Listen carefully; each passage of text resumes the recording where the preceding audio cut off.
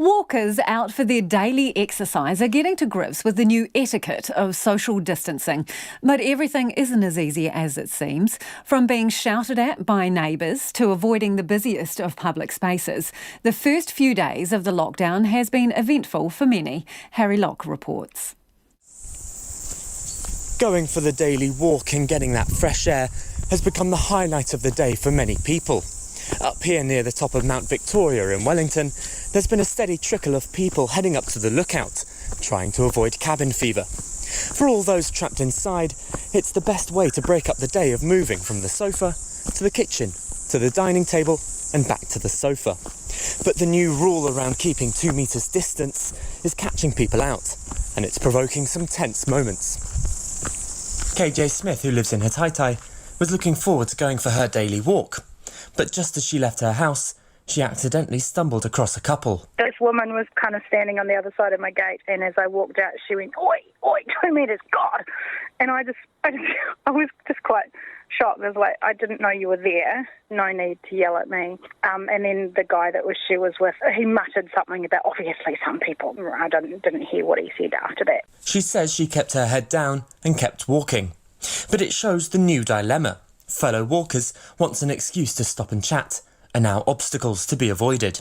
And none are trickier than families with small kids, or worse, an adorable pup. You've got kids who will just kind of ride past you and not that far away, and you've got dogs who come up to you. Like I had a dog come up to me the other day, and I love dogs, so I was like, I can't pet you, I'm really sorry. And there's quite a lot of people out, like at the moment. So yeah, maybe that kind of contributes to people's stress. So while there are some tense moments, social media is also sharing stories of high levels of preparedness. From the story of a family of 3 kids stretched across a path who were called to snap back into bubble formation as others approached, to the runner out with her children who issued the command to me to get everyone in close. These experiences are new for everyone, and caution is rightly being exercised. Lance Wiggs says he was out for a walk with his daughter, heading towards the viaduct in Auckland, but decided against it when he got there. I just didn't feel that there was enough ability for me to keep my social distance from people. One of my biggest concerns was the number of older people there, over 60, over 70, and perhaps even more, and generally not really seeming to understand the gravity of what they needed to do to keep their social distance. He says not only the number of people, but the number of bikes there was also too much for him. The rules of the pavement are still being worked out, and Police Commissioner Mike Bush has indicated the police are considering stepping into public spaces if they become too crowded. Currently, they're relying on people exercising sensible judgment while also exercising their bodies. The Chief Executive of Walking Access New Zealand, Rick Cullinane, says people need to make sure they completely avoid paths where you are physically unable to keep a suitable distance apart. I think we can all manage 2 metre spacing outside in the street, in the park and on the beach. But outdoors, on bush tracks or out and about in the wilderness, then it's just not feasible to guarantee a 2 metre physical distance in that environment. And so that sort of activity is just not available. Getting used to such measures will take some time. As Mr. Cullinane says, no one said this was going to be convenient or easy. But it pays to remember no one is used to this, and we're all just finding our feet. For Checkpoint, Harry Locke. Despite the drop in Covid-19 cases over the past week, the Director General of Health says they will continue to rise. Today, the numbers jumped to 647 in total after 58 new confirmed and probable cases were announced. This includes a second nurse at Queenstown's Lakes District Hospital. The Director General of Health, Ashley Bloomfield, says even though there are fewer numbers confirmed, New Zealand is not out of the woods yet. I have no sense that this is a drop overall, and our expectation is that the number of cases will continue to increase. The number of cases may reflect that there were lower numbers of tests done on Sunday in particular, and that's what we're seeing come through. Our full expectation is that the number of cases will continue to increase over the coming 7 to 10 days. Ashley Bloomfield says couriers are also less frequent on Sunday, which could have contributed to the lower numbers. He says if level 4 is adhered to, the number of new cases each day should fall after that 7 to 10 day period. But in the meantime, hospitals are still seeing cases in general and ICU wards. There are 14 people in hospital currently with COVID-19 in a range of hospitals across the country, the details of which will be on our website. I can tell you that 2 people are in intensive care, both are stable. But Dr Bloomfield says modelling released today paints a grim picture on what COVID-19 could do if the country wasn't in lockdown. They paint a sobering picture of what the impact of COVID-19 would be in Aotearoa, New Zealand, if we were not taking a very decisive and strict approach to our response. That is the implementation of the Alert Level 4 measures. So without the actions currently being taken, the uncontrolled spread of COVID-19 would clearly exact a high price on New Zealand in terms of its impact on our healthcare system, on our healthcare workers, and of course, in a large number of deaths. Ashley Bloomfield says the case definition for COVID-19 has been revised and widened to help find cases of community transmission. The technical advisory group met and has made plans to change the criteria people need to meet to be tested. Dr Bloomfield says they are looking to expand the testing so that an overseas travel history or contact with a confirmed case would not be the only requirements. I specifically asked them to look at the definition, given that we now have evidence of some community transmission. The key thing I wanted them to look at is whether we decouple the symptoms that form part of the definition from the requirement to have a travel history or to have been a close contact of a confirmed or probable case. Ashley Bloomfield says people who didn't meet all the criteria are already able to be tested if clinical judgment thinks it's necessary. And while Civil Defence is mostly happy with our behaviour, Director Sarah Stewart-Black says we could be doing more. She says people need to stop congregating in parks and beaches, and parents need to stop taking their children to playgrounds. She says the Kiwi tradition of passing something over the fence to the neighbour is also a no-no, as is flushing wet wipes. Unfortunately, disposing of wet wipes down the toilet leads to extra blockages in the sewer network, and this includes flushable wet wipes. So the bottom line is, if you'll beg my forgiveness, please always put wet wipes in the rubbish and not in the toilet. The message is still the same. The better people adhere to level 4 lockdown and physical distancing, the better off New Zealand will be. So today there are 48 new confirmed cases of COVID-19 and 10 probable new cases. So in other words, 58 more cases than yesterday. There are no additional deaths from COVID-19 to report, and we can now confirm that 74 people have recovered from COVID-19 infection. This brings the combined total of confirmed and probable cases in New Zealand to 647. Now, whilst this is a drop in the number over the last day or two, I have no sense that this is a drop overall, and our expectation is that the number of cases will continue to increase. The number of cases may reflect that there were lower numbers of tests done on Sunday in particular, and that's what we're seeing come through. Our full expectation is that the number of cases will continue to increase over the coming 7 to 10 days. Then our hope is they would start to decline, particularly if people keep doing as asked of them and maintaining social distancing and isolation. There are 14 people in hospital currently with COVID-19 in a range of hospitals across the country, the details of which will be on our website. I can tell you that 2 people are in intensive care, both are stable. Our laboratories across the country continue to process tests, and the average daily number of tests over the last 7 days is 1,777. We have more testing capacity coming on board later this week, with additional labs taking up testing as well. We are still seeing that strong link in our positive cases to overseas travel, 53%, as well as them being confirmed or close contacts of confirmed cases, 29% of them, and around 1 to 2% at the moment are community transmission. We will expect the latter proportion to increase. We're also continuing to actively investigate and contact trace a number of clusters of COVID-19 infection. We are reporting those on our website, and the numbers, both the numbers and the locations of those clusters, and updating daily the numbers of confirmed cases. There has been a lot of ongoing interest in personal protective equipment, and just an update on that. It's very important, of course, that we keep our frontline health workers safe. And on our website there has been, and the COVID-19 website, very clear advice around the situations in which healthcare workers, frontline healthcare workers, need to wear PPE in different contexts, depending on the people they are caring for.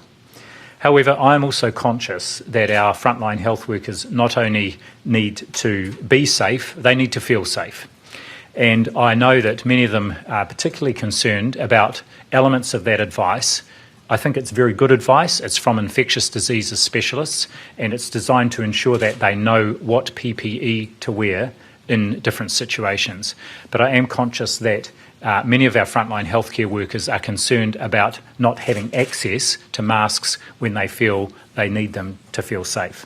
So we're undertaking a process at the moment of releasing a large number of masks from our national stocks out to our district health boards, and they will be distributing in their regions masks to frontline health workers in a range of organisations, including our home and community support workers and disability support workers, some NGO workers where they have face-to-face contact, pharmacies and other providers. The purpose of this is not to contradict what is in the guidelines, because I think the advice in the guidelines is very good and it's based on the best evidence. However, we also want our frontline health workers to feel they can access PPE for when they need to use it. And this, of course, is only part of keeping them safe. It's also important they know how to use PPE. Even putting on a mask needs to be done properly. The use of gloves needs to be done properly to help prevent the spread of infection. And of course the mainstays of keeping them safe are not going to work if they are unwell, and keeping their people they're caring for safe in that regard. Meticulous hand washing, distancing where appropriate, but often not possible in a clinical context. And so the release of the masks is designed to complement and support these measures and support our health workers in the front line. Just finally, a comment on modelling. Many of you will be aware that we've today published a series of modelling reports that the Ministry commissioned over about a month, the last of which was on the 24th of March. And these were updated as we went through the last month or so to take into account newly emerging evidence and experience in other countries. However, they paint a sobering picture of what the impact of COVID-19 would be in Aotearoa, New Zealand, if we were not taking a very decisive and strict approach to our response. That is the implementation of the Alert Level 4 measures.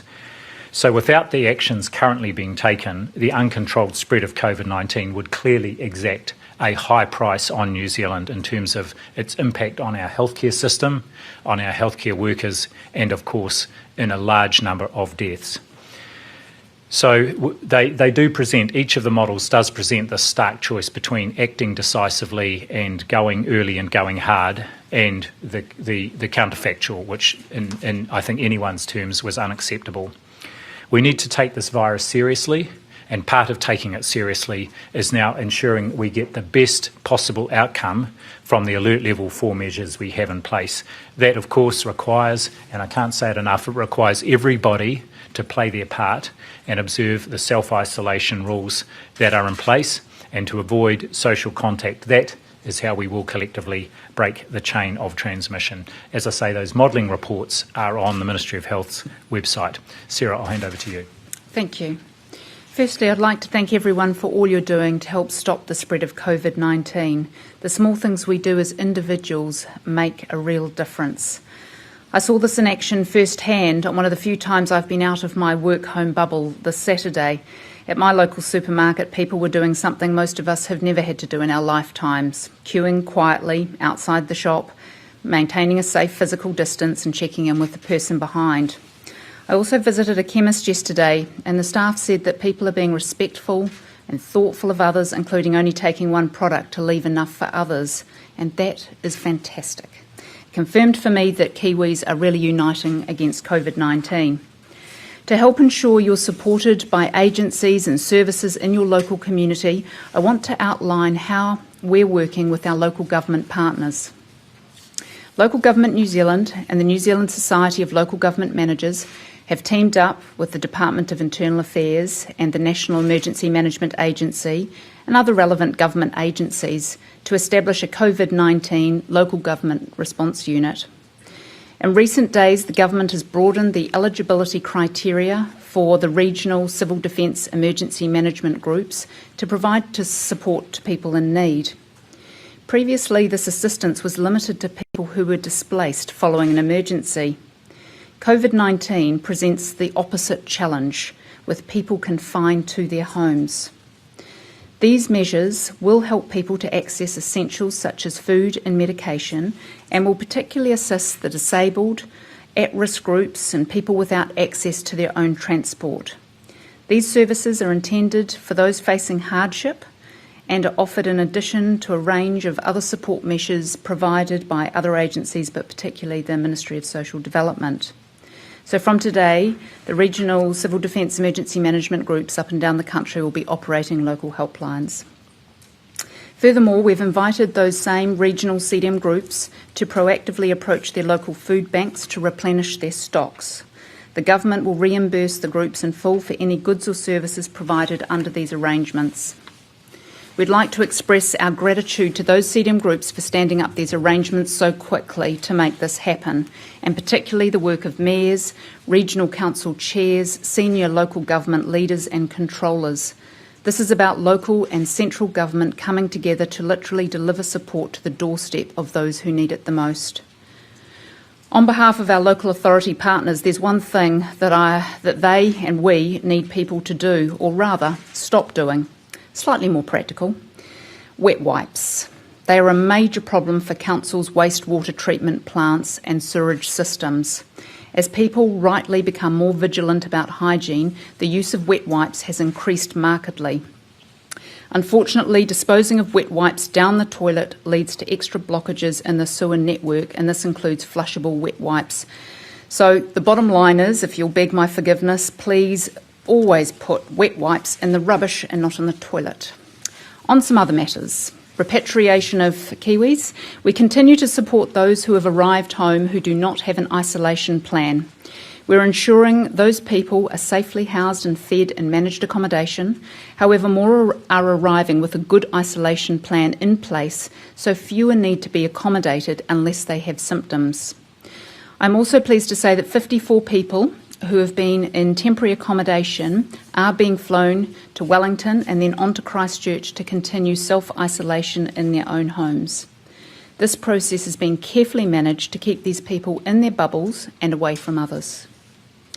In terms of visitors from overseas, we're working on how to help temporary visitors wanting to leave New Zealand and get back to their home countries, but this is complex work and more difficult because of the reduction of commercial flights out of New Zealand.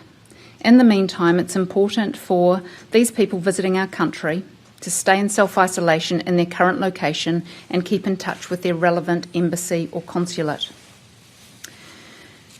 A couple of issues we're observing in our cities. People are congregating in groups in outdoor places such as parks and playgrounds, beaches and urban areas as well. Please don't. If you're outdoors, practice the physical distancing. Don't gather where others are. Please don't take your children to playgrounds and parks and schools. There are too many objects or surfaces potentially with the virus on them. And likewise, stay off any furniture or equipment in public places. And unfortunately, the Kiwi tradition of passing something over the fence to your neighbour is not advised either. Please keep being kind. We're all in this together. People who have or suspect they have COVID-19 need to be treated with compassion and support. No one catches this virus on purpose. After all, we are truly in this together, so let's stay united in the fight against COVID-19. Hello, Jacob. We could do with some good news, so what can you tell us? Well, thanks for having me on. So I'm happy to report that my team has successfully taken 5 antibodies that back in 2002 were determined to bind and neutralize, so block and stop the SARS virus and we've evolved them in our laboratory so that now they very, very vigorously block and stop the CoV-2 virus as well. So this makes them suitable medicines that one could use once they've gone through human testing to treat the virus. So you have confirmed already that these antibodies that you've isolated work against COVID-19. In what way? So the way we've confirmed it is we've taken these old antibodies. We know exactly where they bind on the virus, and they know they block SARS. The new virus is a cousin of the old SARS. So what we've done is we've created hundreds of millions of versions of those antibodies where we've mutated them a bit. And in that pool of mutant versions, we found versions that cross them over. So now we know that they bind on the same spot of the new virus, the COVID-19 virus, and it binds the spot that the virus uses to gain entry into your cells. So it blocks that. At this point, we know it binds the same spot extremely tightly with high affinity. And the next step is we send the antibodies to the military, and they will directly put those on the virus and show that it blocks its ability to infect cells. So you don't do that. Why does the military do that? Because we don't want to have COVID-19 in our laboratory, and we do not want to have SARS in our laboratory. The other nice thing about it is you want the stamp of approval of a governmental military to independently test your work. This is one of the foundations of good science. So do you think you're the first ones to find these antibodies? No, there's a couple of good groups that are working on this. So there's 3 types of medicine: vaccines, pills that are being repurposed, or antibodies. Antibodies are attractive because you can give them to a patient right when they're in the hospital, like an antiviral. That you can also give them to doctors. You could give them to the elderly, people to prevent them from getting sick. So there are a couple other groups working on it. Part of the reason we think we're moving pretty fast is that instead of starting from scratch, discovering an antibody, we went to these existing antibodies that were already extremely well characterized against SARS, and we've adapted them. So we're piggybacking on 2 years of research. So can you just explain to people in simple terms how this would be used? So would you need to be infected in order for it to assist you in any way, or would you take it sort of like a short-term vaccine? Yeah, it's sort of like a short-term vaccine, except it works immediately. A vaccine could take 6 to 8 weeks to take effect, where this is going to take effect within 20 minutes. You could either give it to a patient who's sick, who is experiencing COVID-19, and then within 20 minutes of receiving the shot, their body's flooded with those antibodies. Those antibodies will go surround and stick all over a virus and make it so it's no longer infectious. You could also give it to, let's say, a doctor or a nurse or an elderly person, and they would then have those antibodies in them, and that would protect them from getting infected in the first place. How long would that last for, Jacob? Yeah, so that's the disadvantage compared to a vaccine. A vaccine might give you a year or multiple years of protection. This is going to give you more like 8 to 10 weeks of protection. Eventually, those antibodies deteriorate, and you need to get another shot. Okay, so it goes off to the military, the work that you have done so far, and it gets tested.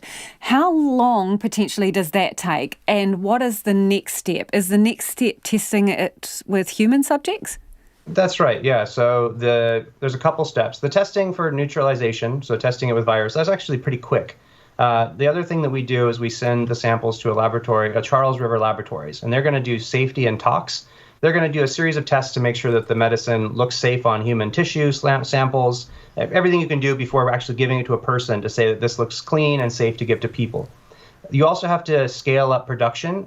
We use very exacting manufacturing standards called GMP for making a medicine, and that can take multiple months. Once that material is ready, we go into a human trial, and that's a phase 1/2 trial where you give it to a series of 400 to 600 people who are in hospitals experiencing symptoms, and then you watch over the next 5 to 10 days to see whether it helped or not. Is there any way of safely speeding that process up? We are doing everything we can to speed this process up. I'll tell you the things we've already done, but I'll also just be sobering that this does take time. We have saved potentially years of research by piggybacking on the SARS antibodies, and our technology is very good at engineering these things to cross, and we've succeeded in doing that. The next step, the big time-consuming part, is the GMP manufacture. Traditionally, that takes 9 to 12 months. Obviously, we can't wait that long, so we've worked with 2 different partners to try to accelerate that to take a few months, but that does take time, and there's really no way around. And you kind of want these checks and balances to make sure the material you're producing is sufficiently high quality that it's safe to put into a person. Once that's in place, you have to run a phase 1/2 study, and that's checking to make sure that it's safe in a person, that doesn't cause any harm to people who receive it, and second, that it's effective, that it's actually a useful medicine. And so those experiments do need to be conducted. So let's assume for a minute that all goes swimmingly well, right? So what is the earliest possible time we might expect this to be available to use? So assuming that we're able to complete our study at the end of summer, the phase 1/2, and it looks good, then we would use something called compassionate use. And this is it was used in the Ebola crisis, and it's been used in other cases where if you have something that's effective and there's no other good medicine, you can begin releasing it to the world for use prior to going through all the approval process. That could be as early as September. Unfortunately, that's also as far away as September. And so that's as fast as we can conceive of having this medicine widely available. So what happens once you go through that? Who owns this? And will we in New Zealand get access to it, or who gets it first? Yeah, so the idea is it's essential for us that everyone gains access to it. So as we set up the phase 1/2 study in the United States, we're also creating a war room to have conversations with the European Commission, with interests in Asia, and we'd need to talk with New Zealand as well, and make sure that the studies that are being conducted are minimum but sufficient for every nation to be able to receive the medicine. There's also considerations on we need to produce enough for about 600 doses for the phase 1/2. But my feeling is that we should also, in anticipation that study looks good, and antibodies usually work well for this kind of purpose, we should start scaling up a lot more doses, hundreds of thousands to millions, for the next step. And governments should pay for that. They should be willing to bite the bullet and say the cost of all of our lives and the economy is so much greater than the additional cost of scaling up in anticipation that medicine works, that they should sponsor that work. What do you think the cost of that is? Well, it's, trillions of dollars to the annual economy, and then there's our lives, which are priceless. So I want to ask you a few other questions. As a pandemic expert, we here in New Zealand right now are in lockdown. Only essential workers are supposed to be allowed out. You're supposed to stay in your bubble, as we call it here, your family unit at home. Is this effective in terms of eliminating the virus, or is it only effective as long as we stay in lockdown? Okay, so here I've got some interesting and hopefully some good news. In particular, New Zealand has an advantage as a two-island nation. You have a moat, and that is helpful. So what happens when you do lockdown or shelter from place, which is the same thing that they instituted here in California, is you're asking everyone to go back to their homes. And when you're doing that, you're turning every home into a little quarantine. And so you can imagine it's almost like sending out 1,000 ships and they're all not quite touching each other. And the advantage of this is imagine there's 4 people in every home. People go there. If they're not infected, those people are protected from getting infected. They're contacting less people.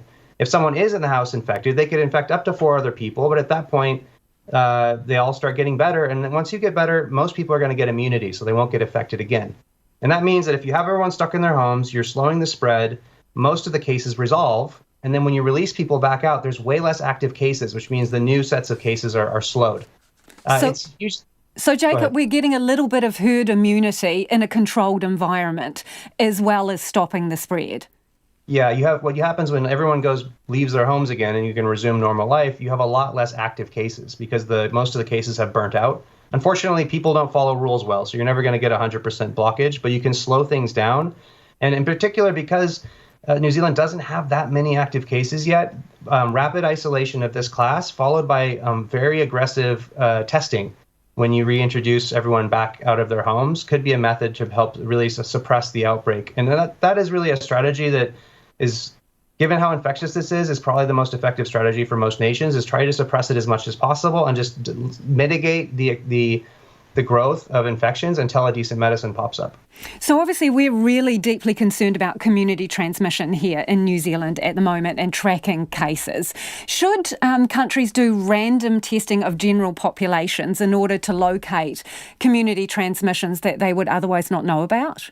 Well, South Korea did that, and it was very effective. It depends a little bit on your capacity for high-throughput testing. If high-throughput testing was unconstrained, they should treat it like the census, and they should go out to every home when everyone's sheltering in place, and they should determine which homes are infected and which are not. They, in fact, should do another test that you're not hearing about a lot, and that is a serology test to see the people who have immunity and are no longer at risk. But they're not running that one yet because there aren't that many people infected. But not every nation has enough tests to do that. So in the United States, as an example, we don't have the luxury of being able to test everyone. So those tests are being restricted more towards medical staff to protect them. And also you don't want medical staff who are sick in front of patients. And then people that are showing strong symptoms.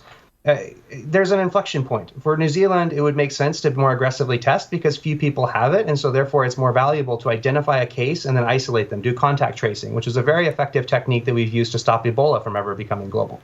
Tell me a little bit more about this test that checks your immunity. Yeah, so it's It's the same test you could use. You go to the hospital routinely, and they try to see if you're up to date on your booster shots or you've been infected. What they do is they take a little bit of your serum, and then they go check to see if you have serum antibodies against a particular pathogen. So such tests can be done for COVID-19 as well. And what they do is they would tell you, even if a person never experienced symptoms, it would tell you whether that person likely was infected previously. This is actually the first test that's also done for like HIV.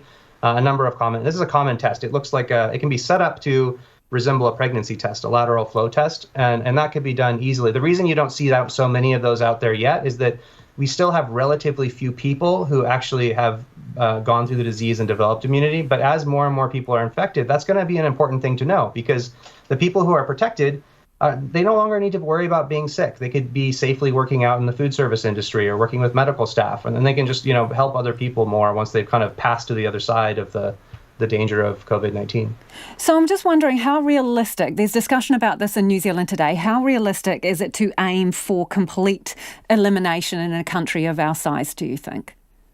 It's extremely difficult to contemplate doing that because this virus is very infectious. It can have a long incubation period, like 14 days or more, inside some individuals who are infectious while they're not showing symptoms.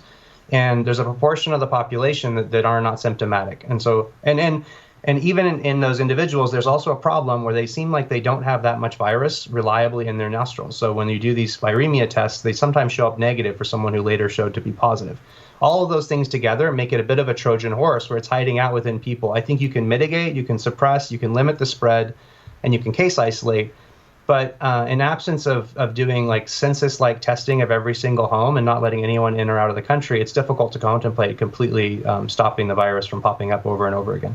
Well, it's funny that you raise that because I'm also interested in your thoughts on border control. So at the moment, we're practically in complete lockdown here in terms of international tourists. We're letting our own citizens come back and permanent residents. If we wanted to ring fence ourselves, would we, in essence, have to keep a closed border until we get antibodies from you or a vaccine from somebody else? Okay, so in theory, if this seems improbable to me to be possible, but if New Zealand decided to let no one in or out and they checked every single home, like in theory, it is possible to eventually suppress this, provided there isn't high school students that are passing along without even realizing they're sick and they're sneaking out of their windows to go hang out with each other. Like this is the problem of humans don't adhere to rules. But in theory, you could actually squash things and then basically hang out in New Zealand, the moat, and protect yourselves. It's theoretically possible, but just given human behavior and the needs of global economy, I suspect it is unlikely. And would require some extreme measures and human compliance. That's right. Yeah, that's right. Really appreciate your time. It's a pleasure to talk to you, Jacob, and best of luck. Hopefully we'll check back in with you when you're a little further down the process. That is Jacob Glanville joining us via Skype there to talk about the work that his company is doing in looking for antibodies to help fight COVID-19 and giving us, well, basically a world exclusive there. He's moving to the next step of the process. You believe that it would be possible to eliminate the virus over the next few weeks? Yes, I'm correct in understanding that's your view? Yes, I do. Okay. And can you point us to, great respect for your view, but analysis or supporting evidence to suggest that this is an achievable outcome? Yes, a number of epidemiologists have been saying this for weeks. Professor Michael Baker, Professor Nick Wilson. I did define elimination. It's a bit like we're going to have smoke-free New Zealand by 2025. That doesn't mean every single smoker will have stopped smoking, but we won't eradicate the virus in the way that smallpox was eradicated from the globe over 40 years ago. But we could, the sense in which the term elimination is used in infectious disease control is to get it down to a defined minimum number of cases which can be handled at a local level. So that's what I would like to see in a strategic plan. I don't imagine that we will ever eliminate every single virus particle in New Zealand, but we could effectively eliminate it so that there would be no need for another lockdown. People could travel around New Zealand, have holidays, and what's more, in the coming months, we could very likely let tourists come in because there are new antibody tests becoming available, which will be able to tell us who has had this infection and who is immune. So it may be that in a matter of months, we will be able to open the country up to an extent, so long as people can prove that they've had a test that shows they're not carrying the virus. And this will be just like when I first went overseas, everyone had to have a smallpox vaccination certificate. So I think, the prize is great. We've got such a great opportunity, but it's no use waiting a few weeks to ramp up these things. We have to act now. Otherwise, this is going to get out of control, because as Dr. Bloomfield said, we need surveillance to get an idea. Have we got 500 undiagnosed cases out there, or have we got several thousand? At the moment, we don't know. Can I just ask, is there another country that has produced a template of what a good strategic plan looks like? Who's doing it best, being open with the people and showing what the plan is? Yeah, I'm sorry, I wouldn't be a good person to answer that question. My impression is the country I would really look to is Singapore. Singapore have got a fantastic public health system and a great hospital system. So I think it would be well worth finding out what their plan is. We can certainly see a lot of countries that haven't had good plans, the United States and the UK being two good examples. I think we need to have a cross-party, in fact, a national commitment to do our best. We might fail, but we've got a really good chance of success. And I think that I would like to see the government be very explicit about this, because then I think the people will realise that all this hassle we're in is worthwhile. Okay, I'll just note that Mr. Ombler's briefing notes and presentation did in black and white spell that out.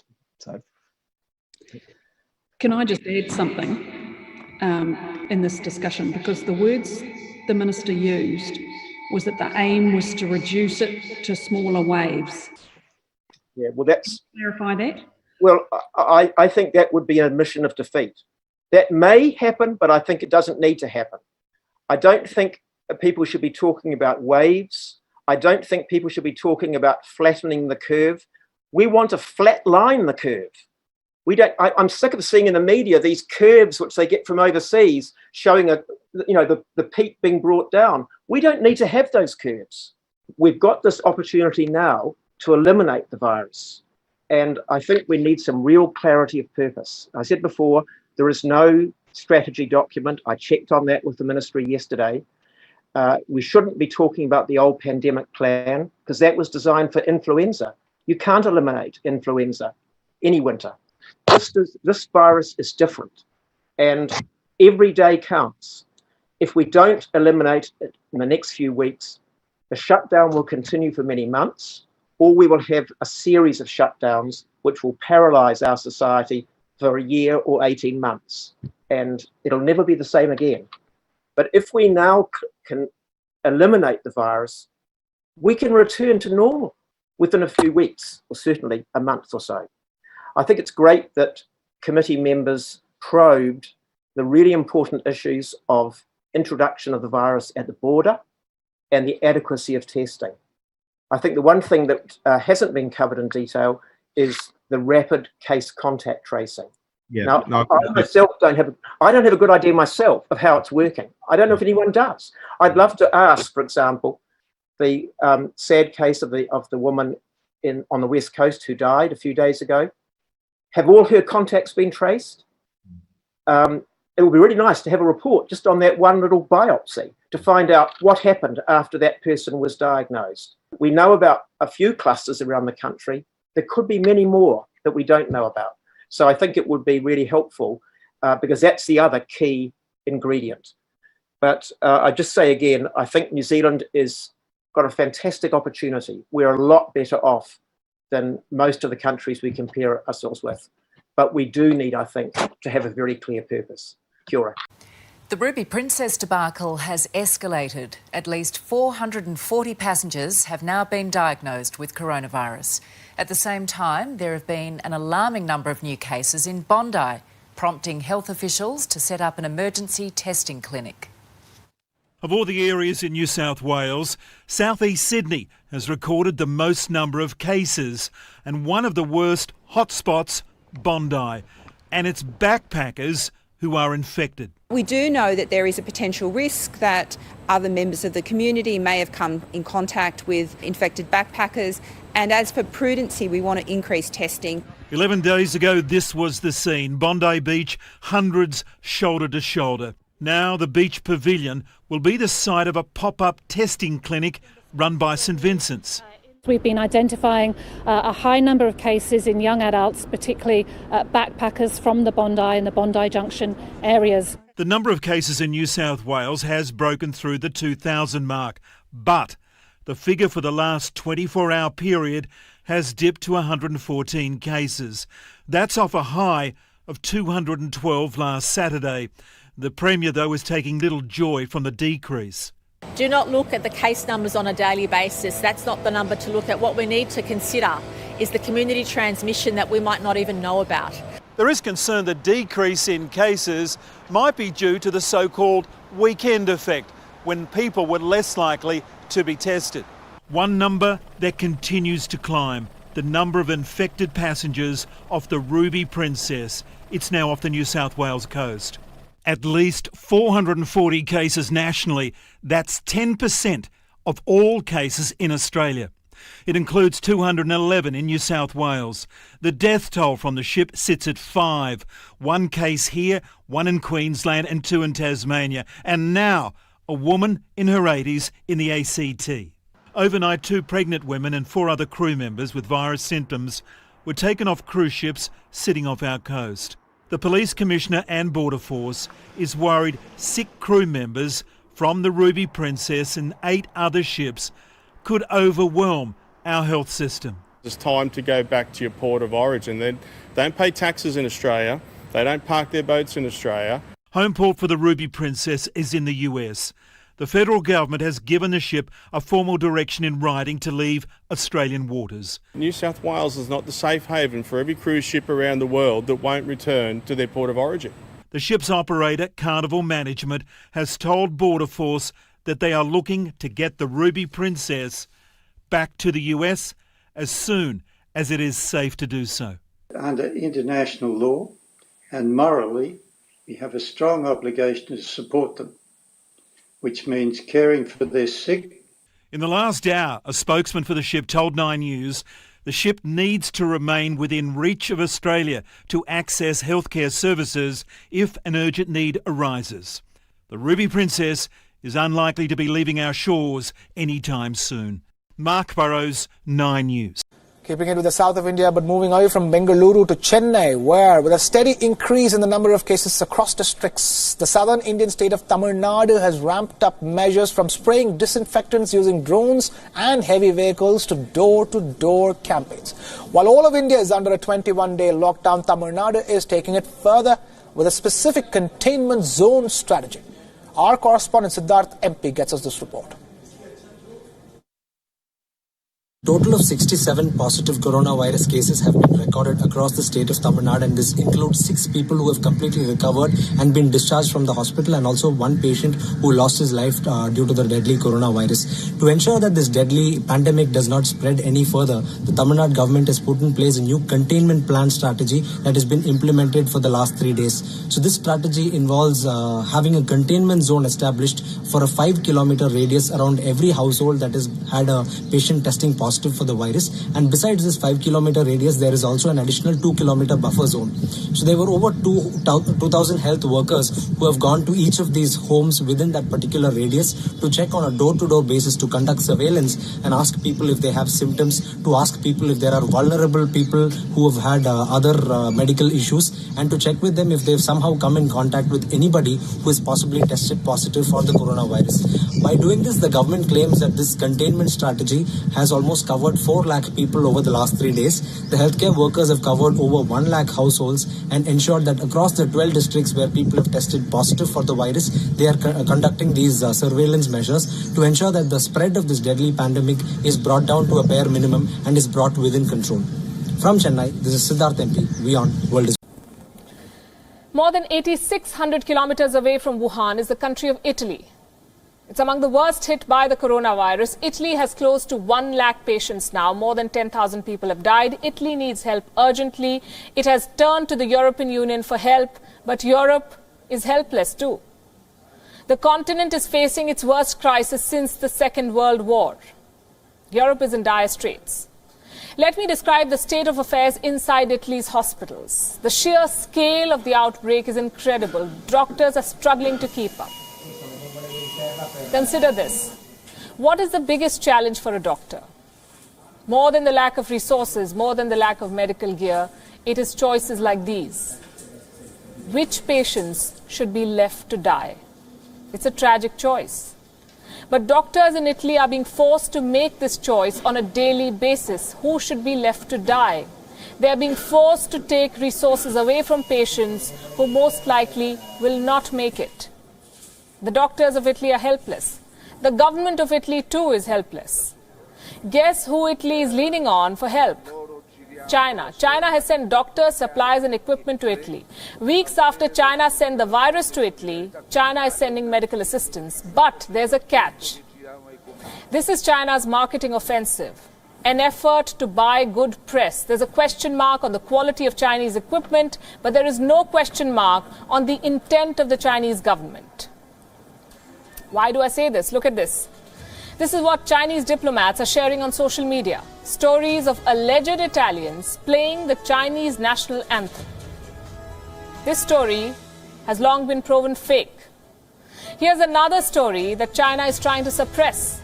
The anger against China in Italy. Italians want to hold the Communist Party accountable. Italian journalist Francesca Marino says China's negligence has unleashed a global crisis. She's one of the many who want China to pay. People in Italy want war damages from China.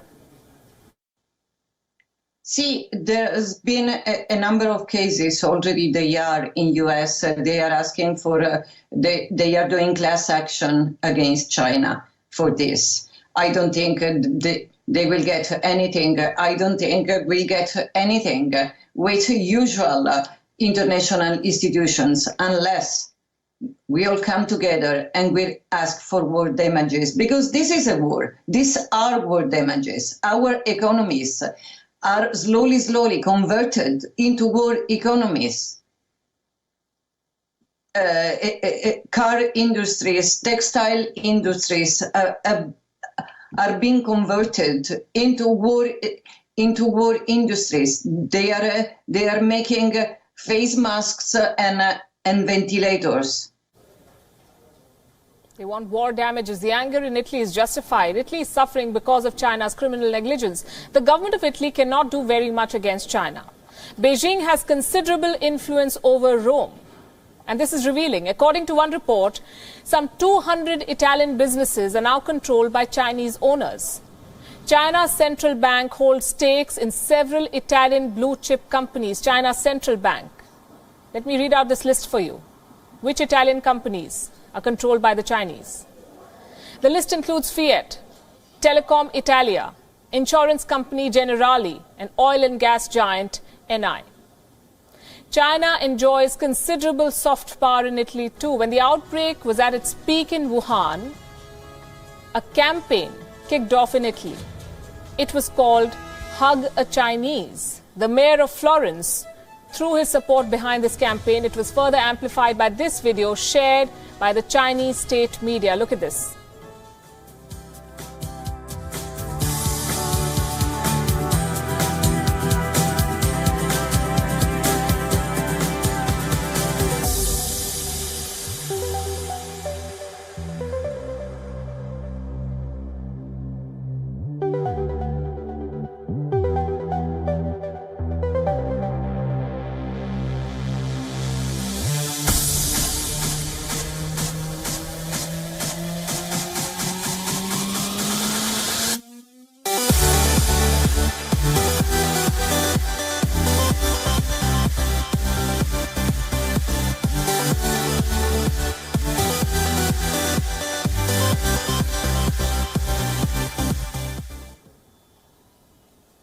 Sure, he's a human, not a virus. But this campaign cost Italy a lot. When the crisis is over, Italy could further fall into the trap of China. Last year, it became the first developed economy to join the Belt and Road Initiative. To secure the agreement, Chinese President Xi Jinping had travelled to Rome himself. And during this visit, a total of 29 deals were signed. They were valued at almost $3 billion. It began in Wuhan. When the first cases emerged, we brought you ground reports from Wuhan. Then the city was put under a lockdown. 11 million people in Wuhan restricted to their homes. This was on the 23rd of January. 2 months later, more than 3 billion people all over the world are under a lockdown. The Wuhan virus spread and killed. First, China did not want you to know what's happening in Wuhan, but the story got out. Now China wants you to see how all is well in Wuhan. Tonight we bring you 2 sets of videos and figures. One set that China wants you to see, and another that China wants to hide. And they both tell starkly different stories. On Gravitas tonight, let's fact-check China's latest claim. Has China defeated the coronavirus? Is everything fine in Wuhan? We will let some videos do the talking. And these videos are all from China. This on your screen is from Wuhan, the birthplace of the coronavirus. Chinese state media wants you to see these images of Wuhan. People are out and about again. Trains are running, malls have reopened, businesses have resumed services. On the streets, people are using bikes. The message is clear. The worst is over. Wuhan has bounced back. Some restrictions are still in place, but largely the situation is under control. This is Beijing's Wuhan story, these pictures. Now let me show you what China doesn't want you to see. What you will not find in the dispatches that come from Beijing. These pictures. Over the weekend, we received these images. There were clashes in Hubei. Hubei is the province where Wuhan is situated. Look at these images.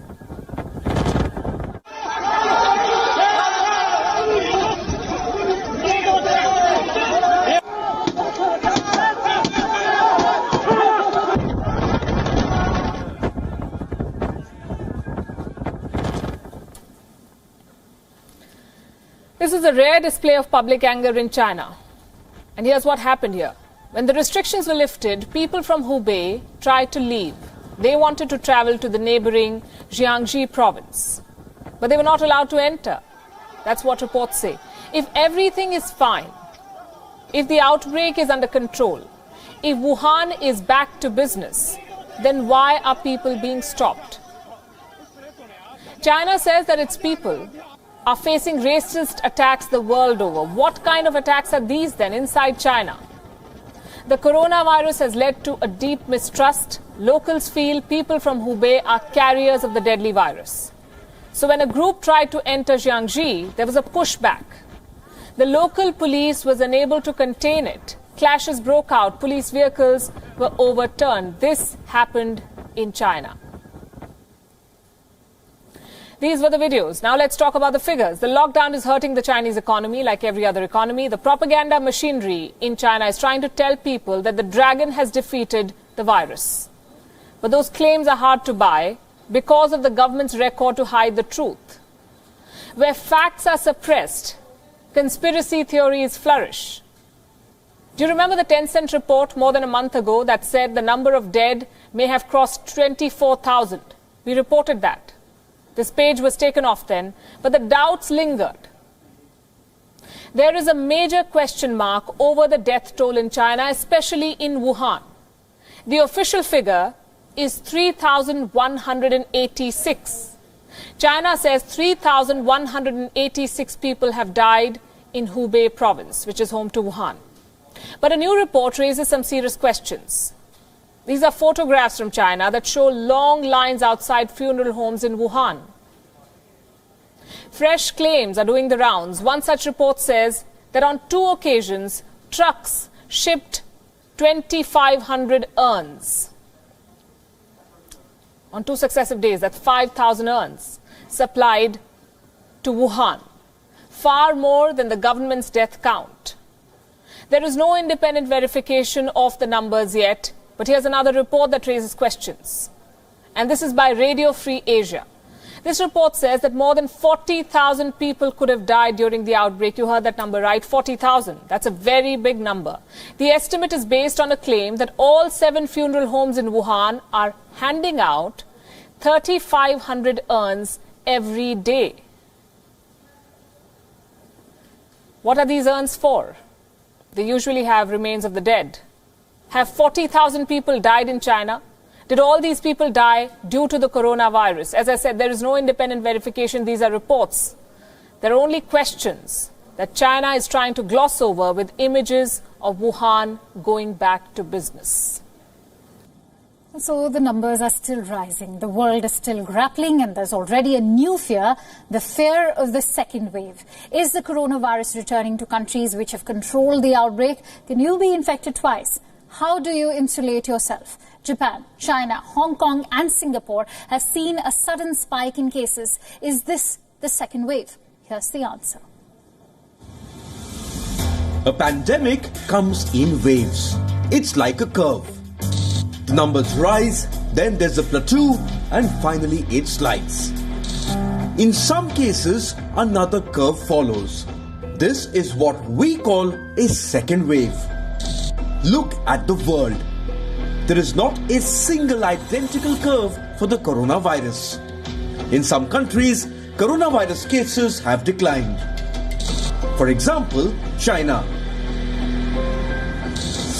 In some, they are on the rise. The United States, for example. And in some, new cases are emerging after a lull. This has triggered a new fear. Is a second wave of the coronavirus coming? Expert opinion is divided. Some say the second wave could be because of faulty tests and imported cases. Wuhan in China is a textbook example. The city is no longer under a lockdown. And all of a sudden, new cases are emerging. At least 5 to 10% of the city's patients who recovered are testing positive for the second time. Experts say this is not reinfection but faulty testing. They were wrongly tested the first time. As this American virologist points out, either the swab did not pick up enough material or it was mishandled during the testing process. So patients were discharged based on faulty test results. They tested negative, but they were carrying the virus. Another reason is imported cases. Asia has seen a sudden spike in numbers. Reports say it will be hit hard by the second wave. Case in point being Hong Kong. The city has been largely successful in controlling the outbreak. Hong Kong had declared a virus emergency on the 25th of January. It restricted links to mainland China and reported its first death on February 4th. And then just 3 more deaths over the last month. Positive cases have been limited to 642. But now, Hong Kong is witnessing a second wave, thanks to citizens returning home. The imported cases are powering Hong Kong's second wave. The same is happening in South Korea, Japan and Singapore, even China. The second wave is coming. Here is the moral of the story. First, a reinfection is possible, but it does not happen in a matter of weeks. It takes years for an immunity to fade. The second wave of the coronavirus is not about reinfection. It's about faulty testing and imported cases. And finally, the need of the hour is testing. And accurate testing. Bureau Report, WION. The flu season is on to its earliest appears to be a previously unknown variant of the flu, catching many experts off guard. Today I was feeling like maybe Back on the break, the National Guard units converging on a hospital in central Bridges are closed. It's more than this is a very real danger. It's more than a bowl. Let me stop you there. This is not a panic situation. An entire American city. Known as the green poison, Central Park has been converted to a mass burial ground. Power outages, gas line leaks, fires. The government's expecting another night of widespread looting. The people of New York are begging for what would have First responders are either dead or resources available. being treated like animals. It's not a job. We're not trained for that. This is not just an economic collapse. This is a societal collapse. Are you ready for a cashless society and world communism? The purge about to play out in reality. Food shortages will happen when people run out of money. Also, the banking system is wobbling on the verge of collapse.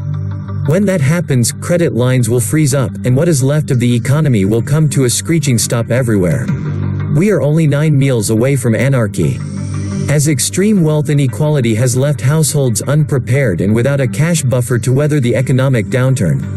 The banks are failing. Don't pay attention to that, look at this virus. And with the Fed and IMF buying all the MBS, who do you think will own all the real estate? 3% of all American restaurants have closed permanently so far. Promised relief failed to materialize in time. While hedge funds got bailed out right away.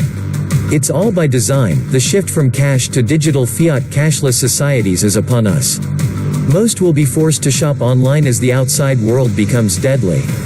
What we are witnessing is the globalist attempt at controlling the world with fear. America is gone, and a new tyrannical system has replaced it. Too bad most Americans are too ignorant to know it. This was a perfect cover to prepare for martial law-style shutdowns across the country. People as they sit in quarantine, as they lose their jobs, their homes, their pensions, their businesses and all this, I think they're waking up at the fact that they're being screwed. I bet a whole bunch of people disappear with the virus this week. At this point, what conclusion can you draw? Who in their right minds thought we could go over a month with no income? They are trying to incite the riots and looting. The average person is getting screwed, no other way to put it.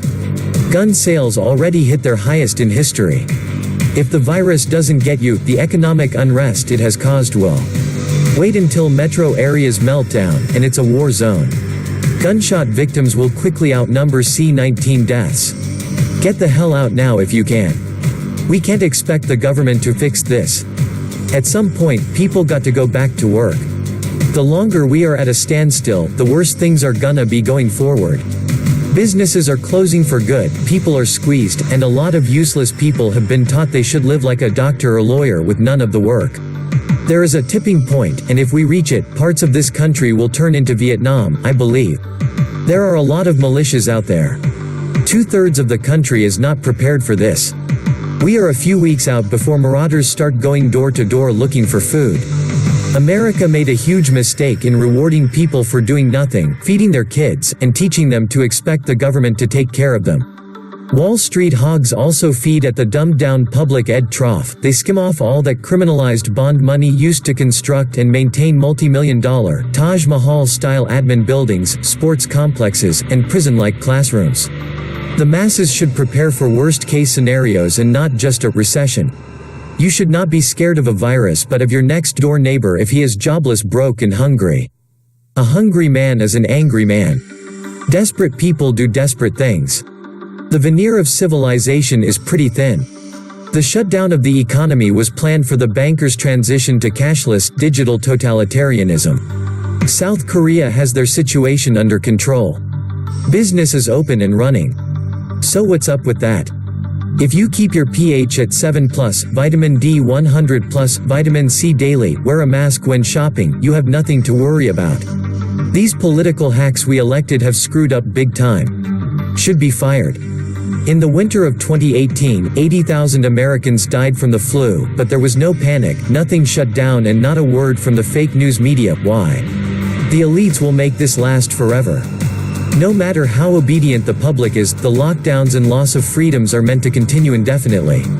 The way this has collapsed, rolling out using the virus as cover, seems surreal. The power that be are literally telegraphing what they are doing for anyone paying attention.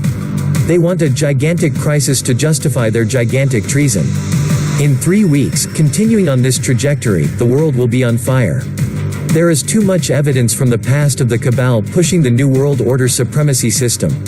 Their fake news propaganda is running on all cylinders to distract the sheeple. They want to take away all our rights, and the virus and financial collapse are the perfect covers. What were the odds that just at the toppling list of dead everywhere, there's a financial crash and pandemic? The dollar is going to be worthless any minute. Kiss your money and freedom goodbye. This is a takedown of capitalism to usher in communism worldwide. Government wants everything digital so they can get a piece of every transaction made. That's the end game, total control of every dollar. Pennies for the working man and boatload of money for billionaires and fat cat corporations. The manipulation of the economy is epic. The best investment you can make is to invest in yourself, food and security. The National Guard is out here guarding the toilet paper. Because while the rich are stacking gold and silver, the poor are stacking on toilet paper. The commercial paper market for metals should be outlawed. It's just another way to manipulate a market that should stand on its own merits. Paper silver and paper gold have got to go. Gold is God's money. Americans and others need to realize that their current idea of the economy is equated with the Federal Reserve private bank are false and injurious. This monster parasite has wrecked our country and is eating us alive. The dichotomy between supposed sovereign countries being separate but in reality being run by international bankers and their international corporate brothers always seemed untenable. I got my confirmation when The Guardian published the WikiLeaks Podesta email that Obama's entire cabinet was selected by bankers before he was even nominated. California Governor Gavin Newsom said Wednesday that the state had seen 1 million unemployment claims in less than 2 weeks as the pandemic has led to businesses being shut down across the state. Welcome to life in America circa 2020. No weddings. No funerals. No Trump rallies. No Easter services.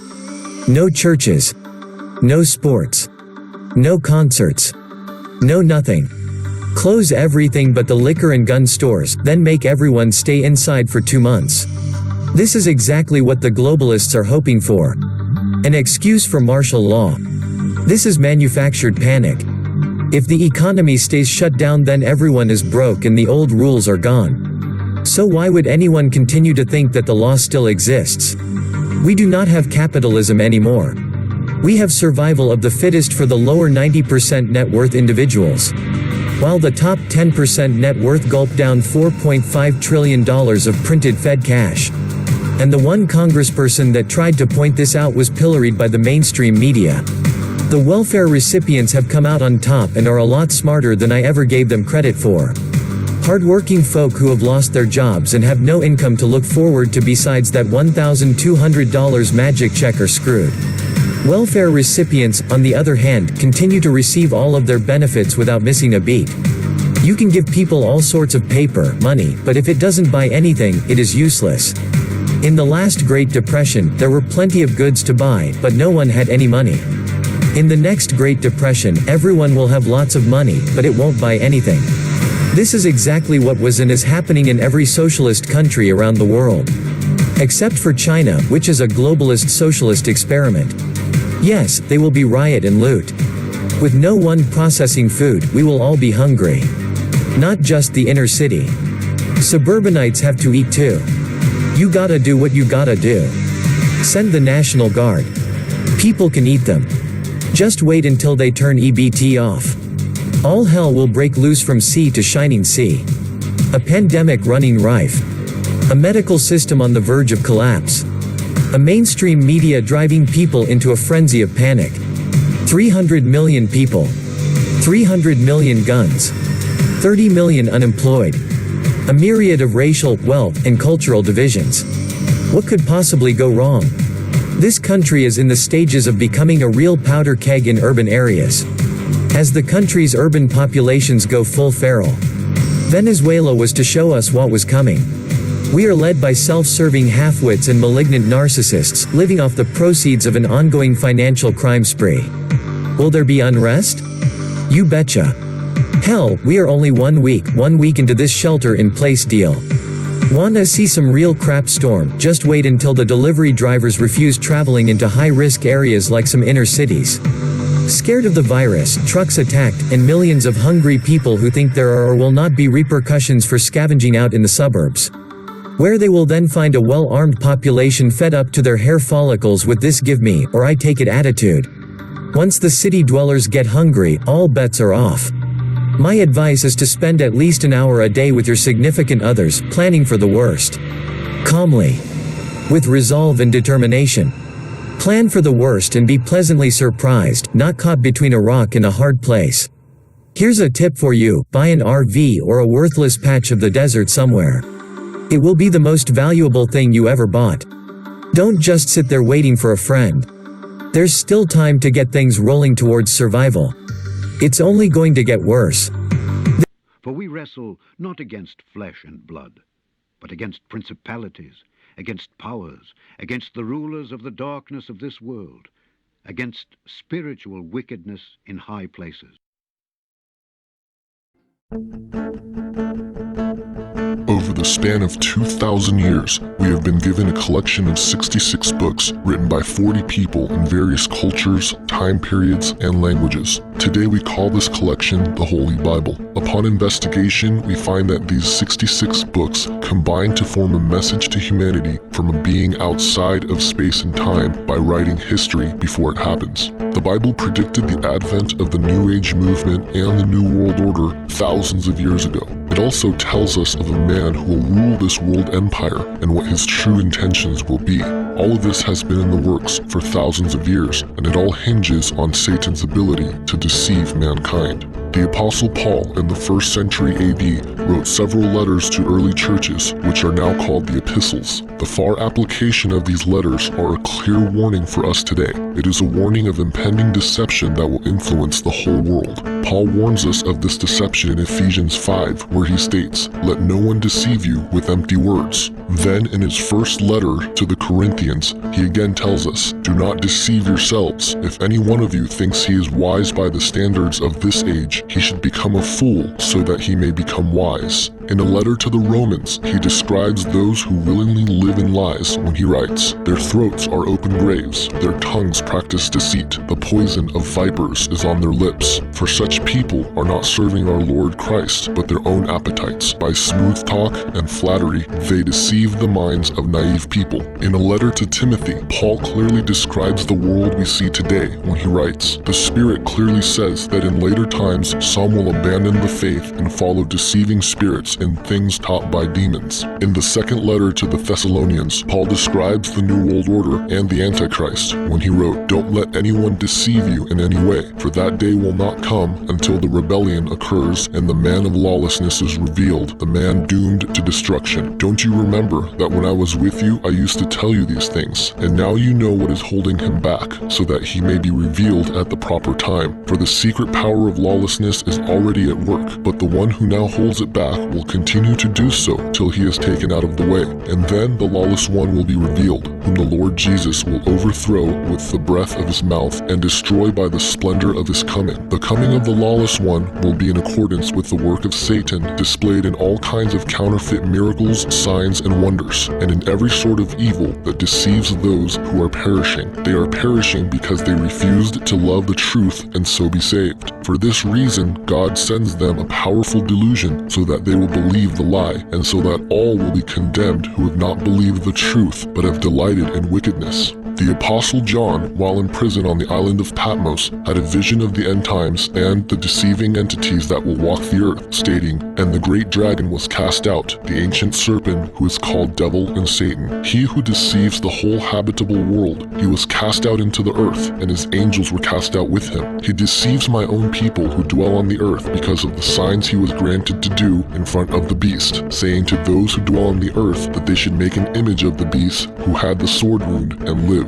Jesus Christ himself gave his discourse of the end times when he stated clear warnings of the signs of the end. "Watch out that no one deceives you, for many will come in my name, claiming I am the Christ, and will deceive many. You will hear of wars and rumors of wars, but see to it that you are not alarmed. Such things must happen, but the end is still to come. Nations will rise against nation, and kingdom against kingdom. There will be famines and earthquakes in various places. All these are the beginning of the birth pains. Then you will be handed over to be persecuted and put to death, and you will be hated by all nations because of me. At that time, many will turn away from the faith and will betray and hate each other, and many false prophets will appear and deceive many people. Because of the increase of wickedness, the love of most will grow cold, for then there will be great distress, unequaled from the beginning of the world until now, and never to be equaled again. If those days had not been cut short, no one would survive, but for the sake of the elect, those days will be shortened. At that time, if anyone says to you, 'Look, here is the Christ,' or 'There he is,' do not believe it, for false Christs and false prophets will appear and perform great signs and miracles to deceive even the elect, if that were possible. See, I have told you ahead of time." Jesus Christ died for the sins of all mankind. That means he died for the New Agers, the Freemasons, those in the Illuminati, the world elite, the Luciferians, the Satanists, and even me and you. God himself, taking on humanity, has given mankind a free gift of salvation and of true spiritual freedom. Now we all have a choice. We can live in darkness, allowing evil to enter our lives and unwillingly support the work of Satan and his fallen angels. Or we can let Jesus into our hearts and be spiritually saved forever. There are no prerequisites, rituals, or tests for accepting this gift of salvation. All one needs to do is ask honestly for Jesus to come into their heart. Remember these truths. God loves you, God cares about you, God wants nothing more than to know you personally and save you. Sin separates people from each other and God. Jesus died for your sins and rose again. You can receive Jesus now and know God's love right at this very moment. I pray for you all and hope the truth will indeed set you free. Thanks for your time.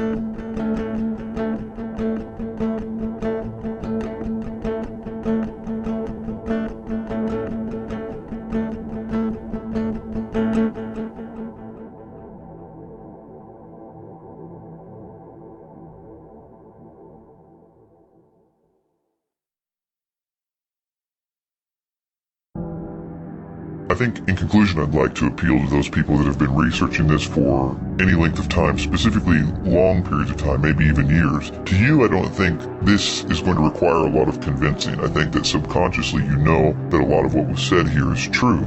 I think that you have seen over the years a lot of conclusions about what the New World Order is and what their motives are, and I know that you know that it doesn't really explain all the loose ends and tie them all up. I think that you know, after kicking down so many doors in New World Order research and seeing those that truly expose the New World Order, this theme, that it is in fact theistic Satanism behind those doors. I know that you've seen that. You've seen that they are high-level occultists that really run this show and that are in the shadows. And that even those front men at the very tops are only front men, and that the real movers and shakers are those that hold very dedicated beliefs about the worship of Satan. So we even have this idea that somehow doesn't apply. We have a phrase that we'll say, which is, it doesn't matter what you believe, the fact is that they believe it, which sort of means, yeah, sure, they're all occultists at the top, but it doesn't really matter. They're just sort of deluded.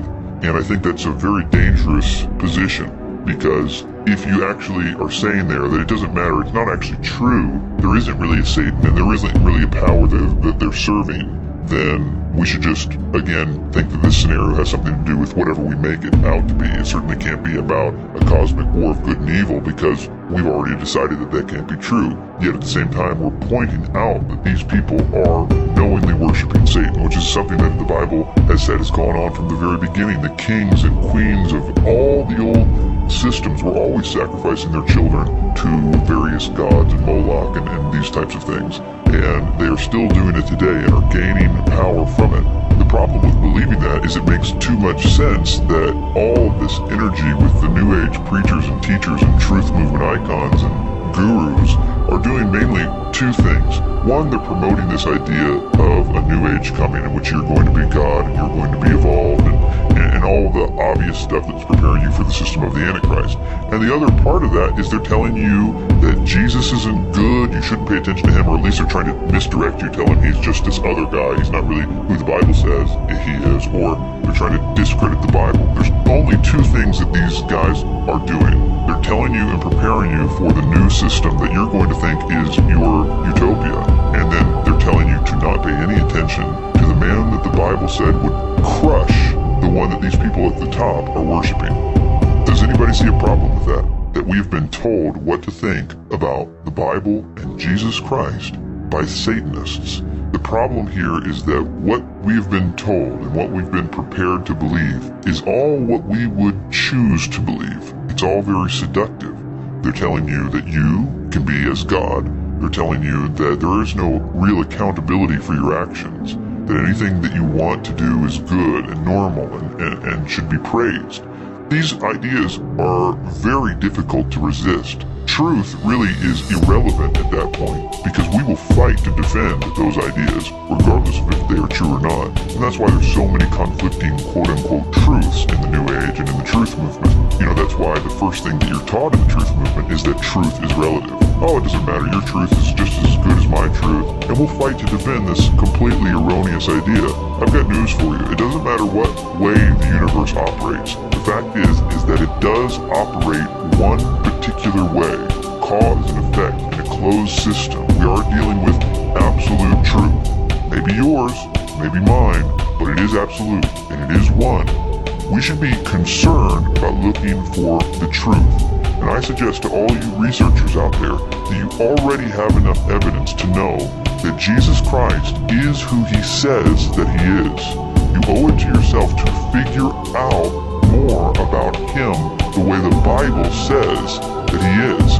Not the way that the New World Order says that he is, but the way the Bible says that he is.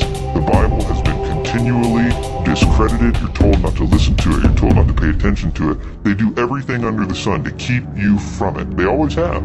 So why don't you just realize that and take the time and figure out who is Jesus according to the Bible?